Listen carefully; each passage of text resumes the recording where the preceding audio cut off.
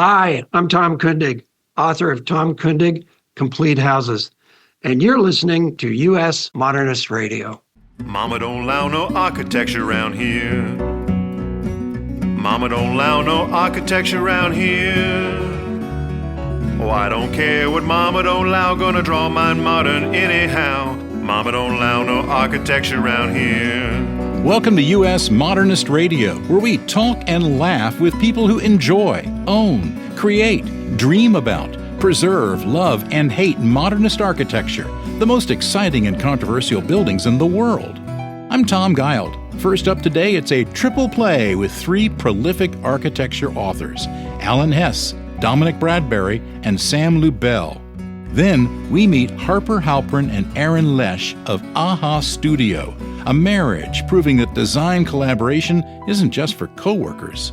And later, you'll meet Montreal-born jazz master Steve Rosenblum. He leads a 16-piece ensemble, he writes and teaches, and practices psychoanalysis. And now your host, who clearly needs a few hours on the couch himself, Mr. Modernism, George Smart. Hey, thanks, Tom. Modernist houses, like all other houses, go through trends. Remember back in the 2000s when we had to have a dedicated home theater? 15,000 of our dollars disappeared into tiered seating, acoustic panels, and complicated systems requiring 3 remotes, a master's degree, and a 9-year-old. Then Netflix happened, and now we watch everything on our phones in bed, and that theater room is storing Christmas decorations and exercise equipment that also seemed essential at the time. Smart homes came and went, except for the tech bros who still go all in on every conceivable internet-connected, voice-controlled bulb, outlet, appliance, thermostat, and blanket. We spent thousands connecting our devices to Amazon's Alexa, screaming at her while she meekly suggests we order more paper towels. A relative of mine could not remember Alexa's name and would yell, "Audrey! Audrey, lights on!" to our great delight. It was hilarious when Audrey actually did turn the light on, which happened a few times. Then someone decided countertops should cascade down like architectural waterfalls. For only $8,000 more, your kitchen island could look like a modernist sculpture until 18 months later, when it looked dated, attracted every fingerprint in a 3-mile radius, and made replacing cabinets impossible. People built elaborate drawer systems with built-in charging ports for iPads and smartphones. But then USB-C happened and wireless charging. And now we all just toss our phones on the nightstand because, we're not monsters. Please don't get me started on trendy barn door hardware. Were you born in a barn? Goes the expression? Well, now lots of kids can say yes. And finally, the expensive Wi-Fi-enabled fridge that orders groceries did its job perfectly and allowed your teenager to order $300 of Red Bull. U.S. Modernist Radio is underwritten by Diane Bald and the Budman family, restoring significant architecture in Toronto, Los Angeles, Malibu, and Palm Springs.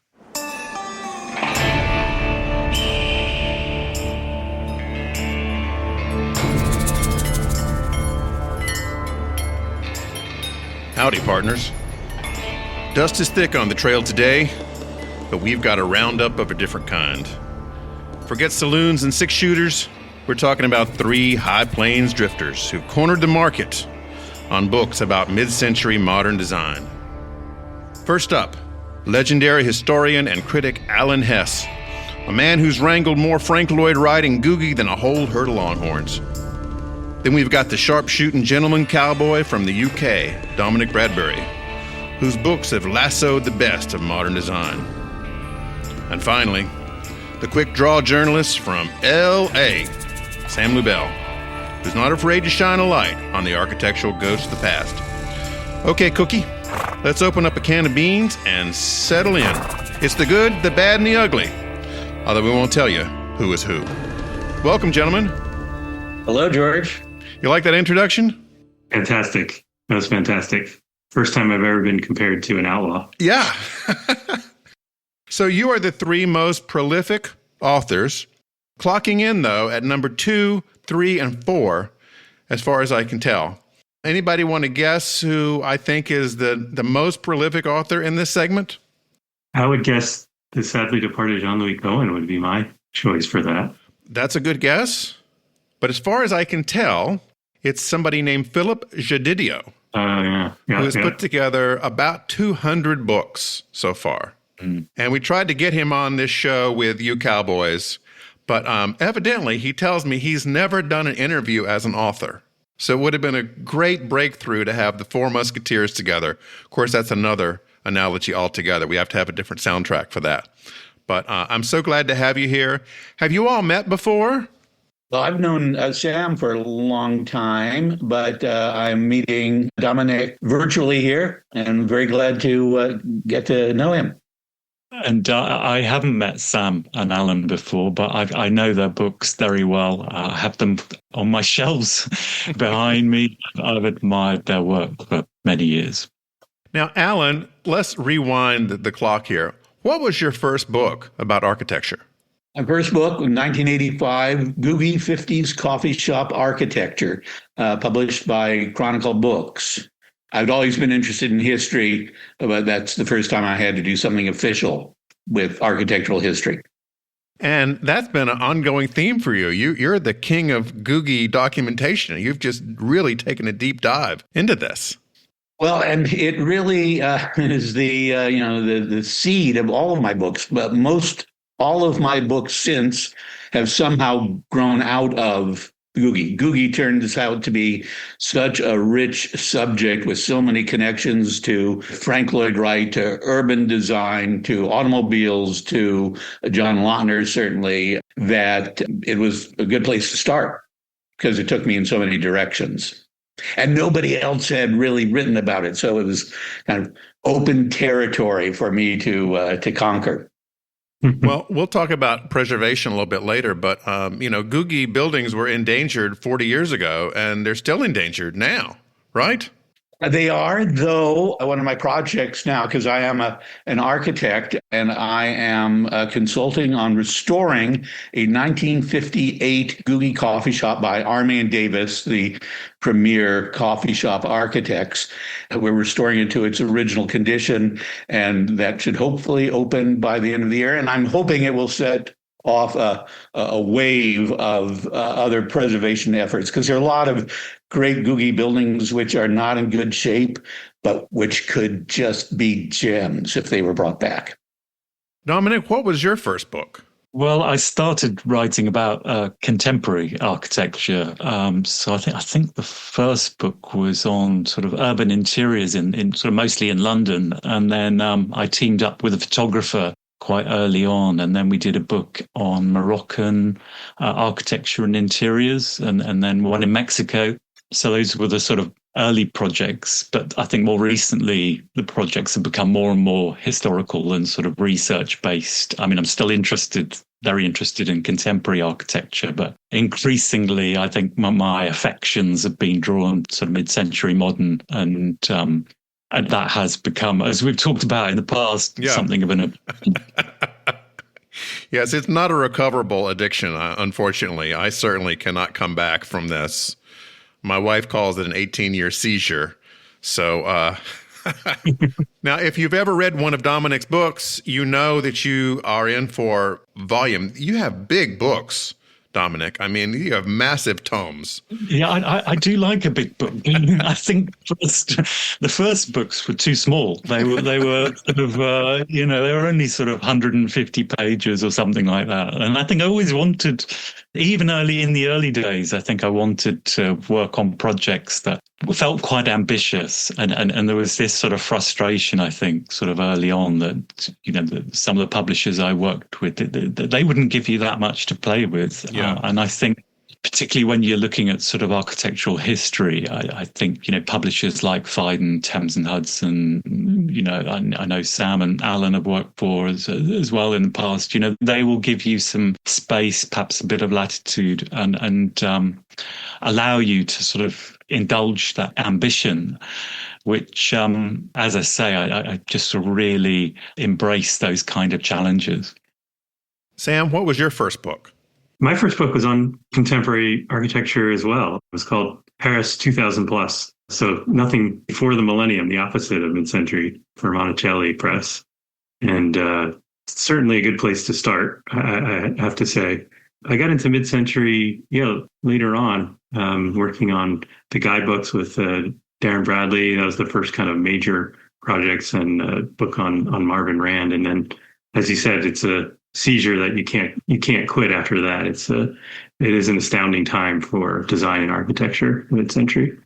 Yeah, Sam's been on the show before telling us about his Thelma and Louise moments with Darren, riding around the country in your car.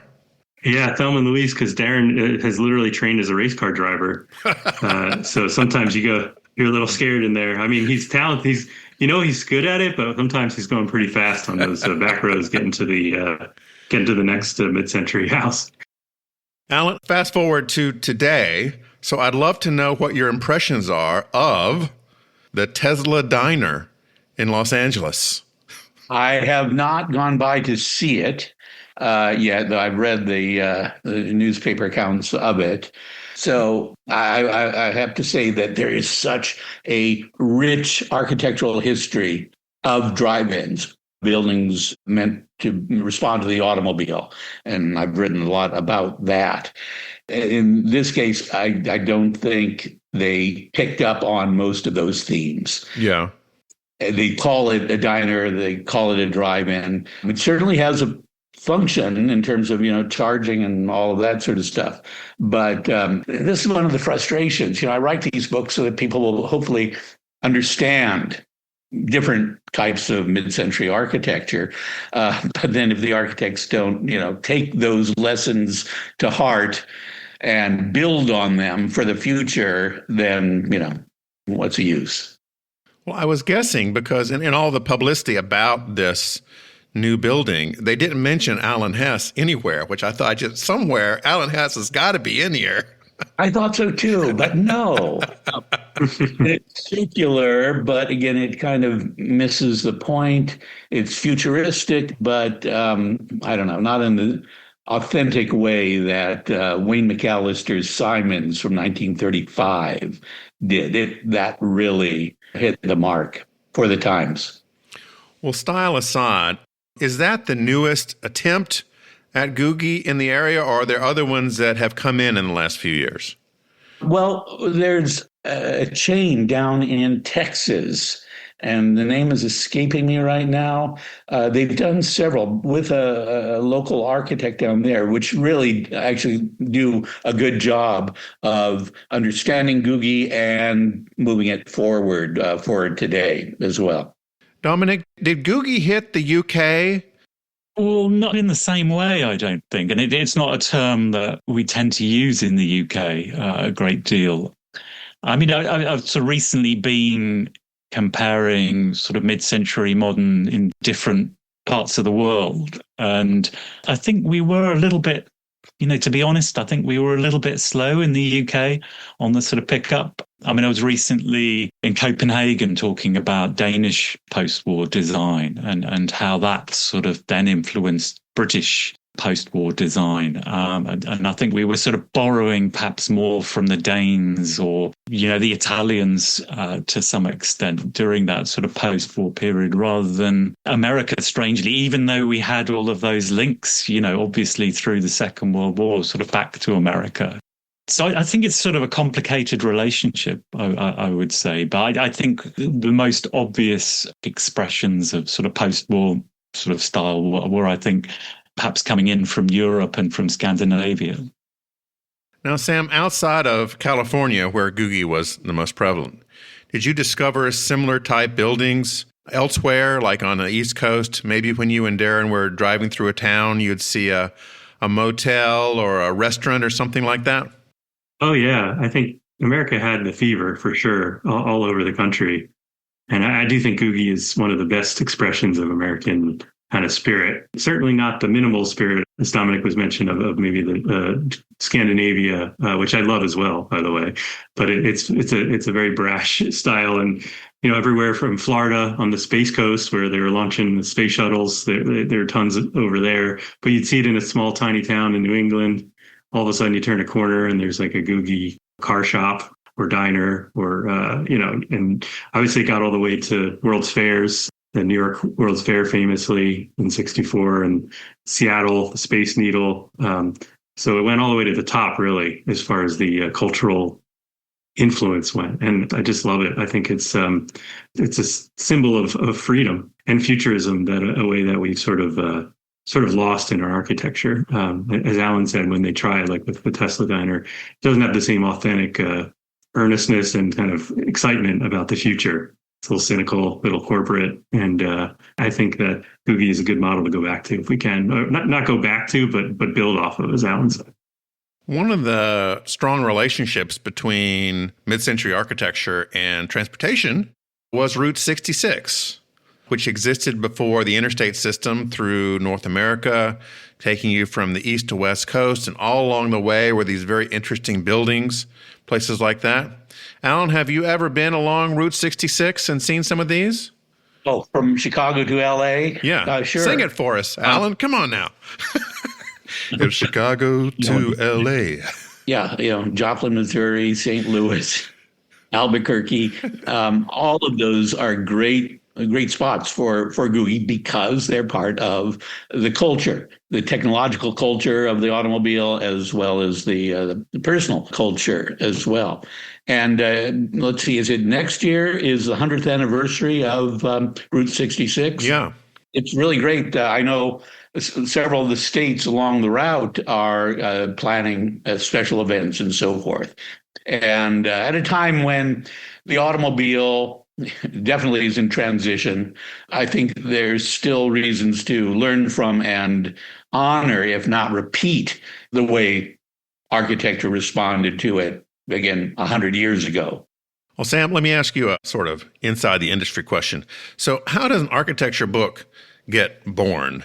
Do you have an idea that you pitch to the publisher, or does a publisher who's worked with you go, hey, we need a book on Edward Durrell Stone? How does it work? Well, and I'm sure Alan and Dominic can attest every single way you can think of. Sometimes I'll have an idea. Oftentimes the publisher will have an idea. They'll come to me or another author. Everybody's just kind of cogitating and thinking about the best way to make these things come together. You really just need a really good publisher that's willing to do it and stick with you. That's the secret sauce, really. But yeah, I've had books happen in all types of ways. Now, Dominic, what happens next? Does a publisher say, okay, I'm going to give you an advance on this book, or does it say, okay, deliver me a book and I'll pay you? Or how does the mechanics of it work to, put groceries on the table for you? Well, like Sam says, I think the books are born in sort of different ways, and they can develop in different ways. So, I think all three of us, I think, have got experience of going out and when working with a photographer and kind of shooting a book, which is a great fun. It's a sort of great process, and you can have a lot of those sort of wonderful Thelma and Louise journeys along the way, doing books that kind of way, which is possibly one of my favorite ways of producing a book. And in that case, you're producing it from scratch, and hopefully the publisher has given you an advance that you can draw on for some of your travel costs. I mean, you're probably just putting groceries on the table rather than growing rich in that process. But I mean, then I think all of us similarly have worked on books that are more research-based or might be more sort of historical and library-based, which is obviously a different kind of process and has its own sort of rewards and frustration. So I'd probably sort of draw a distinction between the books you go out and actually, produce with a photographer from scratch, and then the more sort of research-based books that are, really hitting the library and going back in time that way. Alan, you produce now, 30 some books? 22. 22. How long does it take from the beginning where you get the idea until the time it's published these days for you as a prolific author? If everything goes smoothly, about 2 years. Mm-hmm. So my Julia Schulman Palm Springs book, actually, we got together in about 6 months because it had to be ready for an exhibit that was opening at the Palm Springs Art Museum. So it can be shorter than that. I have another book on California modern architecture, which has been going on for probably about 10 years and has not been produced yet. So It varies greatly. The thing is that these are, for me and for many others, I know, kind of passion projects. This is information that people need to know about, and nobody else is going to really bother to research and write about it. And oftentimes the publishing industry takes advantage of that. Books get published, but there are an awful lot of excellent books on excellent mid-century subjects that have not been published yet that need to be. That actually is one of my ongoing concerns. How can we get more of these books out there and in the public's and the profession's hands? Now, Sam, as you're thinking about, the next couple of years, how many books do you have in process at any given time? Do you work on them one at a time, or do you have like 3 going on? How does it work for your process? Yeah, it totally depends. I think it goes in waves. Sometimes there's fewer, and then inevitably you get one, and then there's another one. There's another one, and then you're working on a wave. So right now working on definitely a number of projects, which is a lot of fun. I mean, it's like doing another never built book on Paris, and working with a firm that does mid-century modern preservation, Marmol Radziner, doing a book on a photographer, Balthasar Korab, just a whole bunch of stuff. And I think keeps your mind fresh when you're moving from thing to thing. But you do have to put aside the quality, depth, time to really dig into these things. That can be the challenge, and you have to really. We have a 3-year-old too, so you have to be able to kind of, I'm going to compartmentalize and really dig in, because it's not just a cursory. The more you dig in, the more valuable, obviously, the research and the work will be. Now, Dominic, let's say we got to the point where the book is done and the publisher's happy, but it hasn't been released yet. There's that period of kind of waiting, right? Yeah. So what happens then from a marketing standpoint? Like, how do you promote a book to get people to want to buy it when it's released? Well, yeah, that's sort of the $1 million question, really. I mean, it's and something I think most authors spend a bit of time worrying about. I mean, especially if you have put, 2 or 3 years work into a project and you're waiting for that project to appear. I think it's become more and more incumbent on the author, sort of him or herself, to actually generate some of the publicity now and, sort of work on the marketing side. I mean, perhaps it always was, but I feel that there's sort of more and more pressure now to promote the book, to come up with ideas, to publish, say, some tie-in articles in magazines and newspapers that are going to coincide with the publication of the book. I mean, for me, perhaps it's the same for Sam and Alan, rather than sort of waiting around to see what the publicity department at the publisher is going to do or suggest. I'm generally trying to think ahead to when the book's going to come out and pitching some ideas, some tie-in pieces, some articles, perhaps some talks, some lectures that will help to, get the word out about the book. And I think this has just become more and more important in this sort of social media sort of age that we live in. And it goes back to what Alan was saying. The books that need to be done, the books that need to be written, but also how do you then get the word out about those books? Because, I'm sure we all know of great books that are possibly sitting on our shelves that have made a big impact, perhaps academically, but have got very little publicity, and the word just hasn't got out. And I think that is the fear as an author, that you put sort of 3 years work into a book and then somehow it just sort of slides quietly away rather than sort of picking up and taking off. Now, Alan, let's get to the point where the book is getting ready to be released. So my question is, how glamorous is it for an architecture author? Does the limo come pick you up and take you to the opening?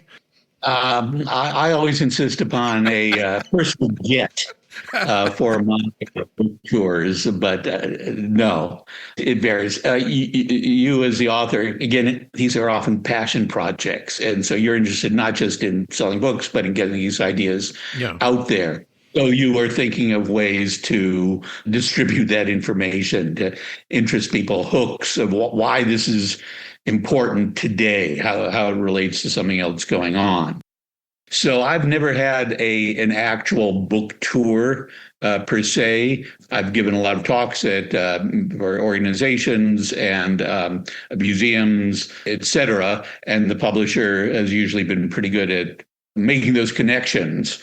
But somebody early on said this is not the Daniel Steele level of, so it's all about money. Yeah. Although Danielle Steele did like architecture. Really? I just made that up. Oh, no, okay. I have no idea. Sorry. Well, the deeper you go into this, you start finding connections between authors and celebrities and things like that who had a house at one particular time or married somebody who did or like that. It's always fascinating to follow that trail, right? Oh, yeah. Like there's this great new film on Rudolf Schindler that Meryl Streep did the narration for. There are a lot of examples of that where wealthy, famous people. It's always good to bring in Hollywood in some way. That is one of the hooks that people will pay attention to one way or the other. I think it was Dustin Hoffman did the Julia Schulman film way back. Yes. Yes. And then Meryl Streep is in Schindler's Space Architect, which is premiering at different places this year by Valentina Ganova. In fact, we're going to show that here in North Carolina in May. And I've seen that tonight. And there's a campaign to get it an Oscar as well, which it well deserves. It's an excellent film with, again, fresh information, a new perspective, a valuable perspective on Schindler. And documentaries can do that just as well as books, of course. So I'm definitely media agnostic. If it can share that information or break some new ground via documentary, via book, via podcast, anything we can do to get this moving, I think I'm all for it. Years ago, I interviewed Mary Schindler, who was Schindler's daughter-in-law, who lived into her 90s. She actually lived in the Kings Road house with her husband, Mark, who was Schindler's son. She's gone now, but she's in the movie. And one of the fascinating things about her story is that eventually in her career, which was as a psychotherapist, she was Groucho Marx's therapist. That was just a fascinating piece of trivia. That was a big job, I am sure. You never want to go to a doctor who would take you as a patient, to paraphrase. Yeah.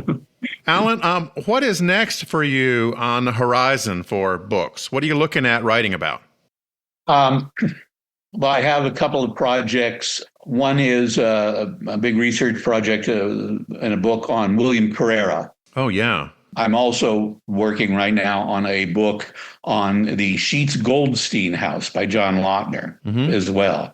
But, more and more, I have a list this long of subjects that I could do, but more and more, I'm really interested in encouraging others to write these books.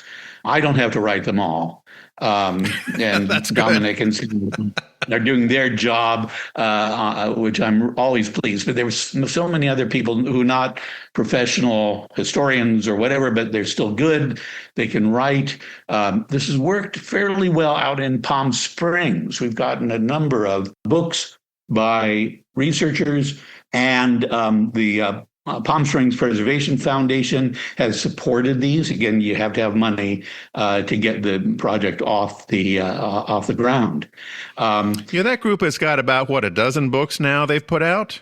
Yeah, at least that. And I'm looking at models like that will provide the impetus for good researchers to write down their books, get their books published. And whether it's a foundation or these smaller groups, or I just wish in Los Angeles, the cultural community, museums and schools would be more aware of that need and support that sort of scholarship. It's desperately needed. So if you have any ideas, send them my way. Okay. Sam, how about you? What's on the horizon? Oh, yeah. As I mentioned, plenty of stuff to work on. A project sort of building on what Alan worked on with so many books about Frank Lloyd Wright. I'm working with the photographer Andrew Peelage and doing a new book about Wright's houses, sort of with all new photography, and trying to open up new lenses on Wright whether it be his apprentices, trying to broaden the story and bring it into the present, because it's just so relevant in so many ways. And I think that's true for all this work. It's so relevant today. The modern work is, it's like, if you're going to be, we were talking about the Googie Diner. Why are we going to just be looking backwards and sort of being cynical? Why not? What is the future? If we're going to be doing things that, high speed rail should be the future, or, even these drone ports that are, or I guess, I don't know what they call them, but what is the way to look forward and be progressive as possible and not kind of retrench and look backward? And Wright was a great example of that. I'm hoping to get a book done about Ray Cappy, who was a wonderful and I think not as well documented architect. And it just so fun to work on all these projects. I think there's so much meaning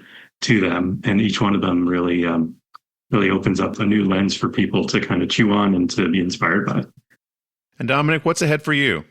Well, I've also got a couple of things in the pipeline. I think the next one up is the iconic Nordic house. So this is a series I've been working on for a while with Thames and Hudson and the photographer Richard Powers. So we've done a couple of books in this series already. Well, actually more than a couple, and this is the latest one. So the iconic Nordic house, it's one of the books that we went out and photographed together. So we had some great road trips, sort of all across Scandinavia, and including places like Iceland and the Faroe Islands, Denmark. Oh wow, yeah.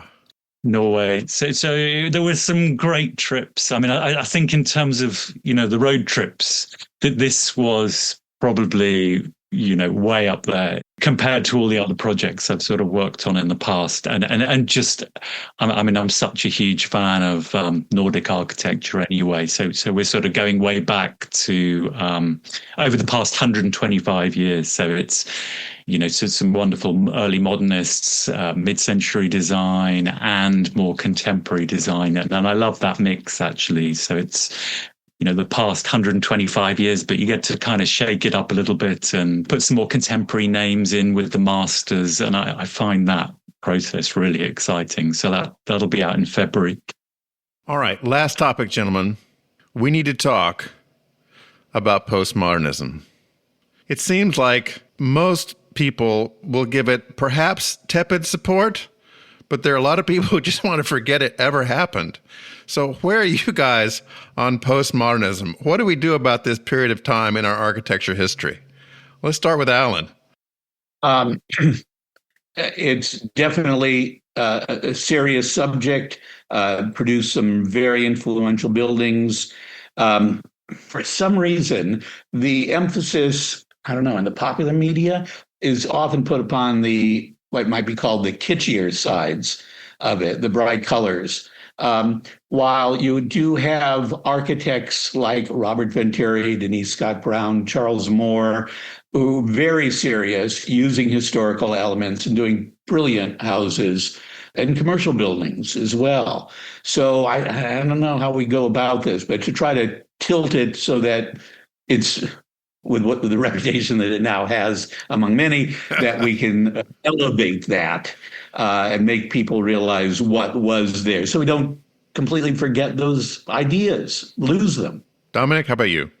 Well, yeah, I mean, it's a big question, and it's one I think we're going to have to face up to in the UK because, as you probably know, we have this listing process for heritage buildings, and there's something here called the 30-year rule. So you start looking at buildings when they're about 30 years old. So we have to start facing up to the question of what are our best postmodern buildings, and even beyond, what are the best postmodern high-tech buildings.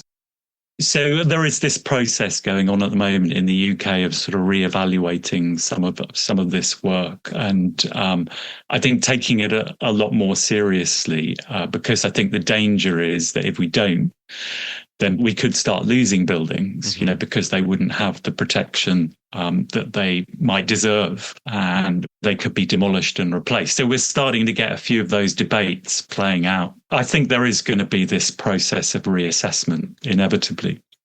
Sam? Yeah, I think, as both Alan and Dominic said, it is a valuable period of time or movement in architecture. There's a lot of really, really bad FOMO architecture, without a doubt, but there's also some excellent examples of it. And we don't really, in architecture, like any other style, you don't really start to appreciate it till it starts to be gone in mass and there's very little of it left. That's when you start to appreciate it. And that's what's probably going to happen. That is what's kind of starting to happen again. It's literally kind of a rejection of modernism in a lot of ways. So a lot of like strict modernists did not appreciate that. But I think it's a valuable to have that discussion and to have that kind of movement, kind of criticism of different periods of time and different movements of architecture is valuable. And it's fun. It's just like Googie was fun. There's a lot of FOMO that is fun, and there's something valuable to that as well. And I've kind of hated it for a while, just like it's sort of the normal trend. And now there's things I'm starting to like that I hated. So, you have to give it time and let it simmer and let it really sink in. And that's what we're trying to do. Well, gentlemen, thank you so much for joining me around the architectural campfire on this edition of U.S. Modernist Radio. I really appreciate your coming on. Thank you, George. Thanks. Honored to be with these two. Really, literally two people that are role models for me. And I think that's a valuable thing to talk about. I really appreciate having you and being part of this group. And George, U.S. Modernist, does a great job of getting the word out. So keep it up. That was George's Roundup with Alan Hess, Dominic Bradbury, and Sam Lubell. Since their days at the University of Southern California, Go Trojans! Harper, Halpern, and Aaron Lescht have built a design-driven practice rooted in a deep understanding of their clients' visions. This husband and wife team founded AAHA Studio, where for over a decade, they've been guiding clients through thoughtful, solution-driven projects. George started his conversation with Harper, Halpern, and Aaron Lescht by exposing a little-known secret. Harper and Aaron, before we get started talking about your case study houses, I understand that you have someone on your staff/family who is building Lego structures of your homes. Who might that be? We have 4 kids who are building a lot of various Lego structures, from automobiles to towers and structures, depending on age group, from Duplo to regular. We are inundated in the world of Legos. And are they looking at your plans and creating the models, or are they building their own innovations? Oh, for sure, their own innovations. They couldn't be strapped down to a set of plans. That doesn't. Yeah, it's too rigid. Building codes and clearances are really not something they're interested in. Now, have you exposed them to the pre-made Lego sets yet, where they can build something that's a real building? Oh, for sure. They when our oldest daughter was, I don't know, 5. Yeah, we did a little model of New York City, which was fun for her. But they like all kinds of different Legos, and then they'll take them apart. Our son likes to organize them, so we recently bought him like a little tool chest with all the, like 20, 30 drawers that he can organize all the Legos in. So the apple doesn't fall far from the trees. So which one of you is the organizer? Both. Yeah, we're both neatniks a bit, and we like to organize. One of my favorite pastimes as a child was reorganizing the drawers in my room. So we're both afflicted with the same condition. I have to confess, I did that too. Now, my dad had an old Dymo label maker that I could use to label the drawers. Did you have something like that too? I like the Dymo ones. I did not have one of those, but we do have a label maker in the office that the kids like to commandeer, for sure. Yeah. Those are fun, aren't they? Yeah. I like the Dymo ones. We should find one of those. Those are much cooler looking than the regular printed label makers. Yeah, because you'd have to press out each letter as you went along. And if you didn't press each one with equal pressure, you'd have a little weird looking strip of plastic. Yes. Yeah. Memories of Dymo, folks. If you don't know what we're talking about, just Google it. They're available on eBay. How did the two of you meet? We met on the first day of architecture school at USC here in Southern California, actually. We had every class that first semester together, because in architecture school, the available slots for other classes outside of your studio and your history classes were very limited. So we ended up having every class, even outside of architecture, together. And so we met saw each other multiple times a day and became friends, really from that first semester. And Harper, what were your outside courses that matched up exactly with his? We had writing was our first class, I believe.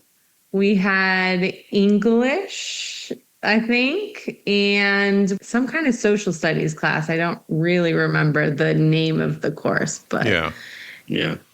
And so when did this turn into a full-fledged, burning hot relationship? This is a different kind of podcast than I thought it was going to be. It was the beginning of the next semester that we started dating. I had to do a little convincing for her, but with enough convincing, she said, okay, maybe there's a future here, but we'll take it slow. But, from those early days in architecture school, we were kind of working next to each other, if not together on things, doing projects in parallel when we were different studios and, helping each other with our projects and study groups and things like that. And so we have a long history of, working together on different things. And, while we've spent many years kind of working separately and in different offices, I think it was inevitable that we would find ourselves working together again, in projects, personal and professional.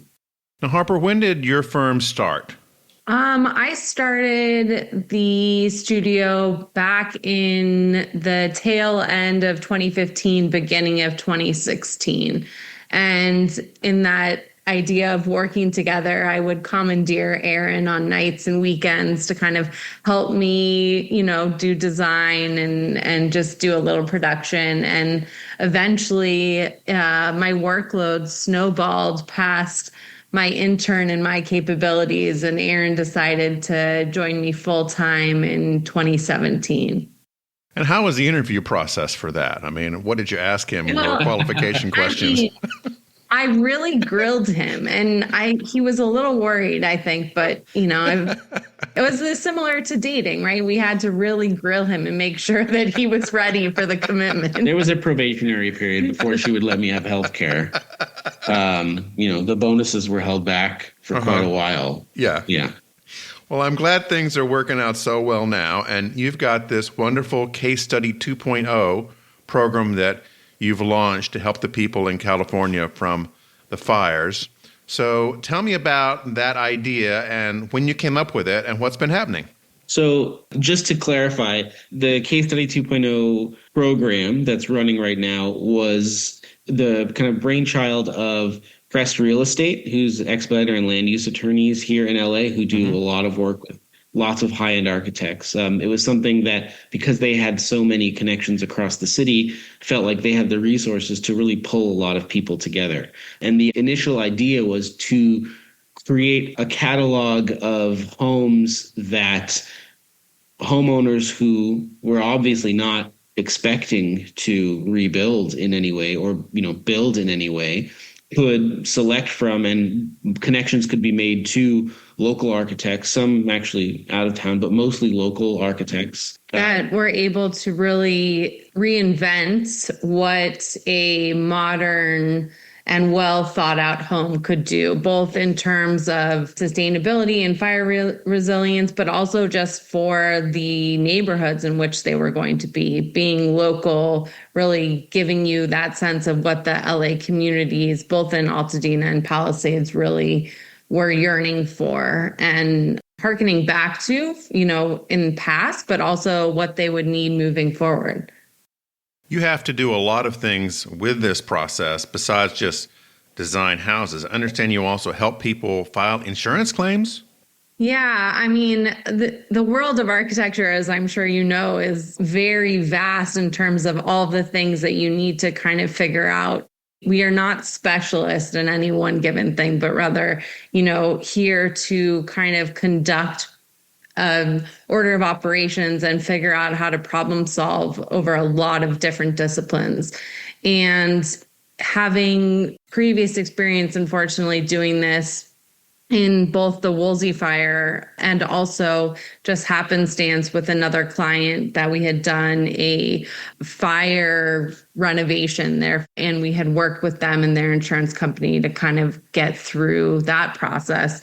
We had a lot of previous experience. And so when this fire broke out in January, we informed our existing clients and told them, we have experience with this. If any of your neighbors need help talking about it or just kind of talking through generally their policy, obviously we are not adjusters or within the world of insurance, but just kind of talking through what extended replacement costs are and things that most people just don't really understand about their general policies. The original case study house program is such an iconic part of LA's architectural history. How did you approach interpreting that for case study 2.0 for your courtyard house, for instance?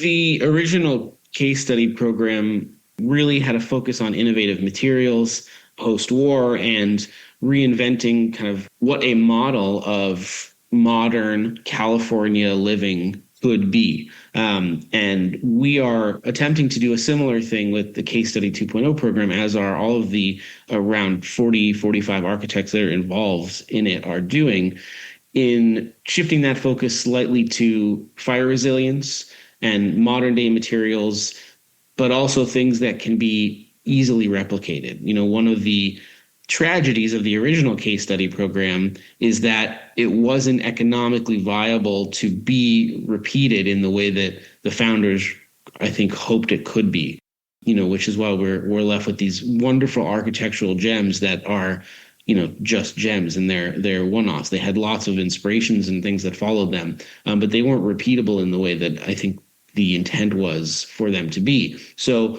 with the houses that have been designed for this program, there was a mandate across the board that we all target certain construction costs per foot. We target a certain minimum level of fire resistance and buildability, so that they are things that do not take an enormous amount of specialization to build. They are materials that are readily available and construction methods that hopefully are repeatable across a larger swath of homes. Now, Harper, what makes a house more fire resistant? Is it the materials? Is it the way that they're put together? Is it the magic of prefab?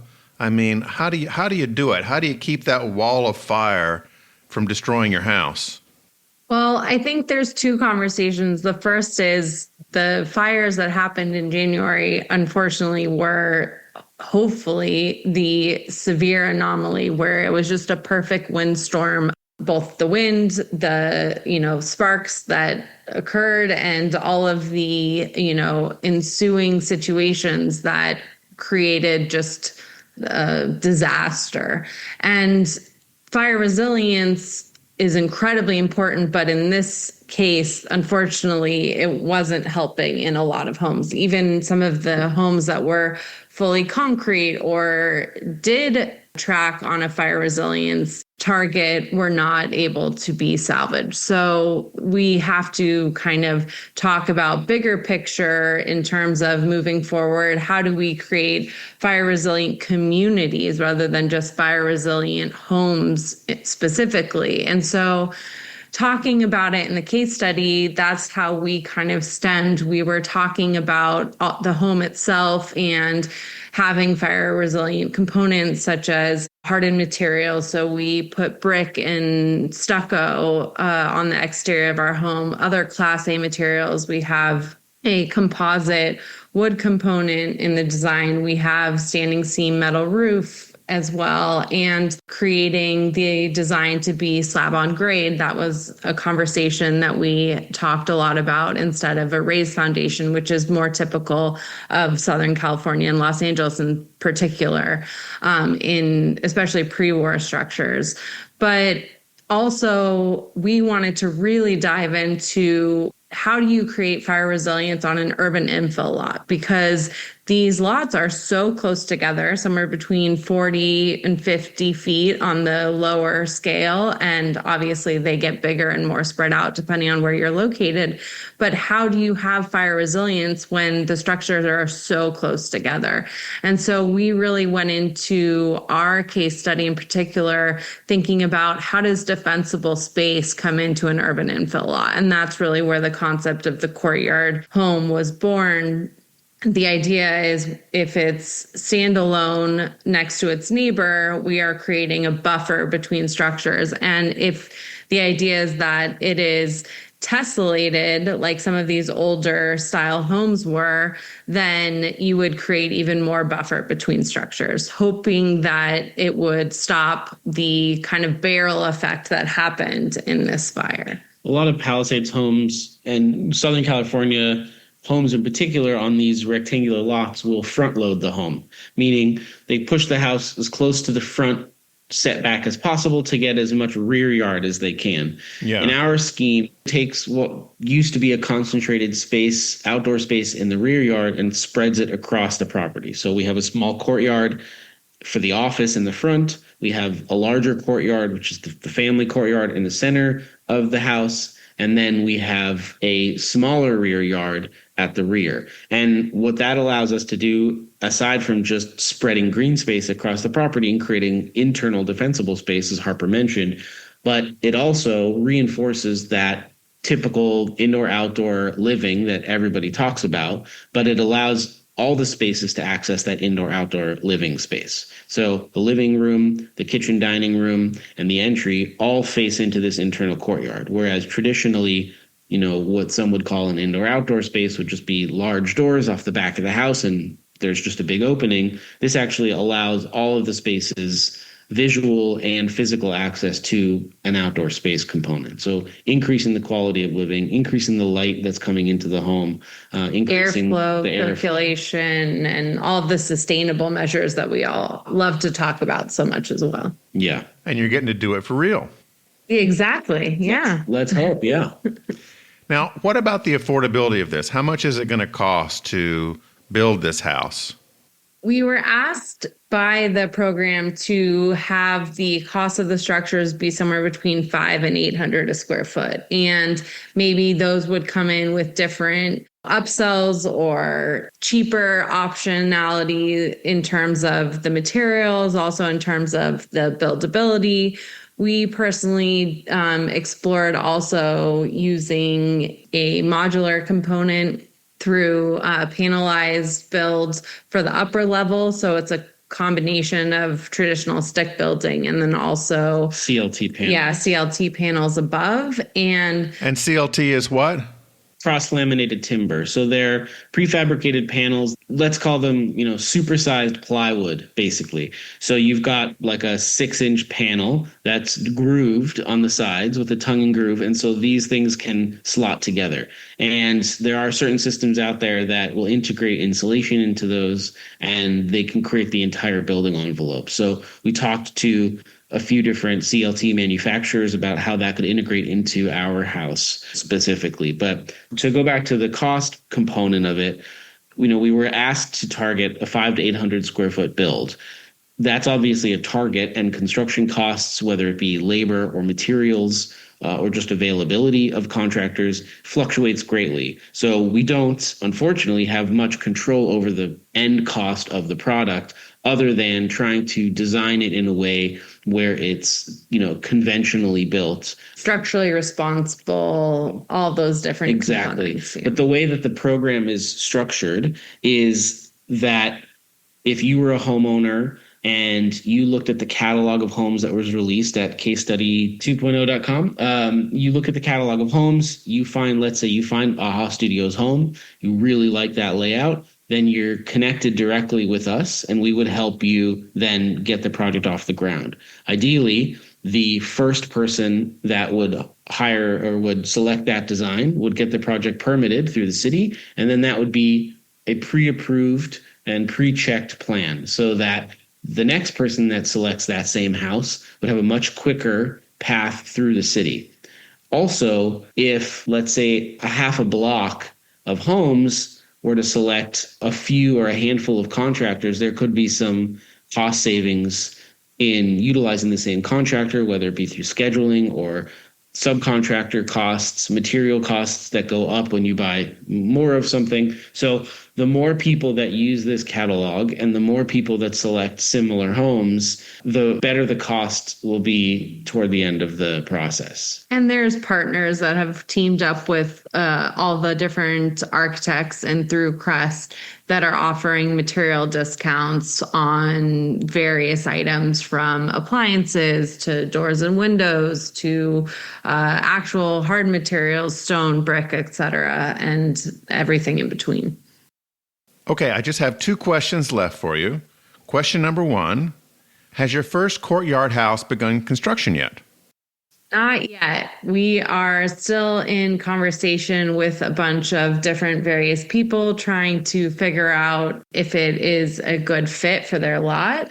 We particularly selected lots located in Palisades and the Alphabet Streets because they are more standard, so they could be replicable. But as everyone knows, there are so many lots that need new homes. So figuring out how it can be adapted and designed for other lots as well. And so we're in conversations with people about that. Well, please let me know when you get one going, because I'd like to follow it along. We would love to. And my last question is, does your model maker plan to make a model of this courtyard house that we can see maybe on social media? That would be quite nice. We will have to see if we can pull all the pieces together for him to get something, that's semi-accurate. It's a long process to get approved as an official Lego kit. So we'll start working on that. Well, Harper and Aaron, this has been really fun. Thank you so much for talking with me. Thank you so for much having us. That was George with Harper Halpern and Aaron Lesht of AAHA Studio. Steve Rosenblum manages to juggle leading a jazz quartet, teaching, writing, and therapy. That's dispensing therapy, not the other way around. This Montreal-born jazz saxophonist and composer directs Steve Rosenblum's big band. Their latest album, San Francisco 1948, features a 16-piece ensemble and a mix of tunes that stretch from his McGill University days Go Redbirds! To brand new compositions. Here's George's conversation with Steve Rosenblum. Steve, in addition to being in music, you're also a practicing psychologist, and you've been doing that for some 40 years. So what does it say about people that love jazz? Are we all a little crazy? No, not necessarily. Let's say people who love jazz come in all walks of life. Anything from totally healthy to crazy. Okay. I noticed that when they're showing movies where someone is a little bit demented, they take jazz and kind of screw around with the beat and make it sound disjointed. Yeah. That's not my cup of tea. I'm interested in keeping the beat very regular. Jazz musicians are very concerned with time. Your new album is called San Francisco 1948. That is the height of the film noir era, of which you're a fan. Yeah. So for our younger listeners, what were some of the great noir films of that time? Well, certainly the Humphrey Bogart ones. The Maltese Falcon, I remember that one. Maltese Falcon is one of them. To Have and Have Not. 1948 is actually based on a movie, and I forget the title of the movie, starring, I think it was Ray Milland, and set in San Francisco in 1948. I don't know if you know the Turner Classic Movie Network. Oh, sure. TCM? Uh-huh. Yeah. The guy who runs TCM, Film Noir, Eddie Muller, came to town a number of years ago, and he was showing that movie. And my wife and I went up to him, and we talked to him about the whole thing. And this thing came to mind. I wrote the tune, and I titled it after that. Stuff stays in your mind, and it sort of gets categorized a little later. Well, let's play this first song. It's called Samba for Esther. And who was Esther? Esther was my aunt. She lived to age 98. She was a very vivacious, empathic woman, a type of woman who would call me up after I told her I was having trouble in the studio recording something, and she would call me back the next day, how did it go? My own mother wouldn't do that type of stuff because she didn't understand what I was doing. Here's the Steve Rosenblum Big Band with Samba for Esther.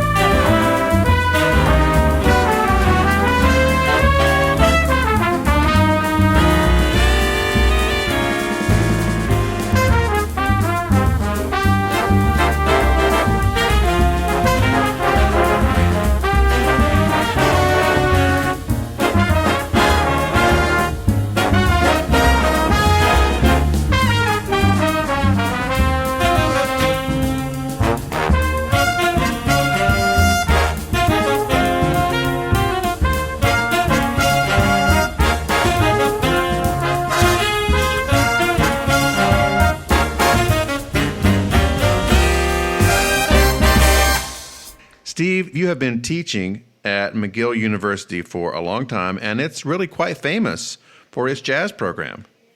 Absolutely. And I come very directly from that jazz program. I could tell you the story of this album. It's very connected to that. Please. This is an album that goes back, believe it or not, starting 40 years ago. I was not even a musician in those days. I was starting out, I was a jazz fan, and I became friends with the director of the McGill Jazz Orchestra, a guy by the name of Jerry Danovich. Jerry was a wonderful guy, and he noticed a few years into our relationship that I could write interesting music. So he said to me, okay, Steve, let's hire an arranger to arrange that music for all those instruments, and we'll play it in my band. So over the next 5 years, I arranged 5 of my tunes, played in Jerry's band, but were never recorded. So then what happened is about 4 or 5 years ago, I started studying with another guy by the name of Michael Johansik. And we started working together, and our first tune that we did together was San Francisco 1948, a few years ago. And then I looked at it and I said, hey, we have 6 tunes here. All I need is 3 more. I pulled out 3 out of my recent compositions. We put it together. Another friend of mine, a sax player named Alex Francoeur, hired a band. We had all the arrangements. We went into the studio about a year ago. So that's how it got going. Here's another song from the album, Mosley.